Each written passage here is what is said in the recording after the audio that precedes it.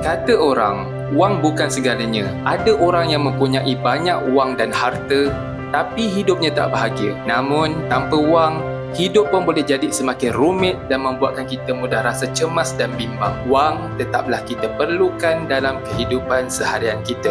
Morgan Housel, penulis buku The Psychology of Money, ialah seorang penulis dan jurnalis kewangan terkenal yang telah menyumbang dalam pelbagai penerbitan terkemuka seperti The Wall Street Journal dan The Motley Fool. Dengan latar belakang yang kuat dalam bidang kewangan dan pelaburan, Housel telah menyajikan pandangannya tentang psikologi di sebalik pengambilan keputusan kewangan melalui tulisannya yang menarik dan berinformatif. Dengan menggunakan kisah kehidupan sebenar dan contoh empirikal, The Psychology of Money menyoroti peranan emosi, naluri dan prasangka dalam pengambilan keputusan kewangan yang seringkali tidak rasional. Beliau mengajak pembaca untuk memahami bahawa kejayaan kewangan tidak semata-mata tentang strategi pelaburan yang bijak. Pembaca juga diajak mengenali tentang cara pandang yang betul tentang wang dan nilai hakikinya. Buku The Psychology of Money mengungkap beberapa prinsip dasar dalam mengendali kewangan peribadi,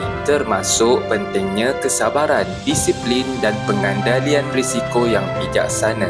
Housel menekankan bahawa memahami hubungan antara psikologi dan wang dapat membantu individu untuk membuat keputusan kewangan yang lebih bijak dan membangun kekayaan secara berterusan. Dengan gaya penulisan yang mudah difahami, buku ini menceritakan pelbagai cerita yang sebenar tentang bagaimana orang-orang dari pelbagai latar belakang menghadapi cabaran kewangan dan membuat keputusan untuk mengelola kewangan mereka. Melalui contoh-contoh ini, Housel menggambarkan betapa pentingnya mengenali pola fikir dan perilaku kita sendiri dalam hal kewangan, serta bagaimana hal tersebut dapat mempengaruhi masa depan kewangan kita.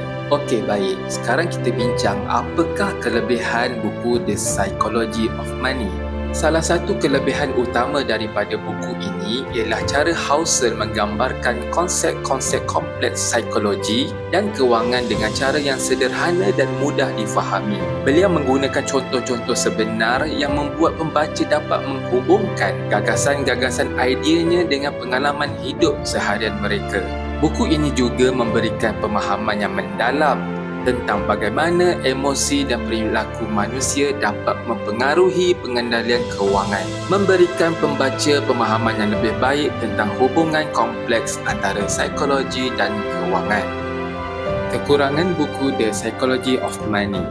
Beberapa orang pembaca mungkin merasa buku ini kurang memberikan solusi praktikal yang dapat diterapkan secara langsung dalam pengurusan kewangan peribadi mereka. Meskipun buku ini menyoroti pentingnya pemahaman psikologi dalam menguruskan wang, beberapa pembaca mungkin mengharapkan lebih banyak panduan praktikal tentang bagaimana menerapkan prinsip-prinsip yang disampaikan oleh Housel dalam kehidupan seharian. Selain itu, ada beberapa bahagian bab yang mungkin terasa agak teknikal dan kurang terkait secara langsung yang akan membuatkan beberapa pembaca kehilangan minat ketika membaca.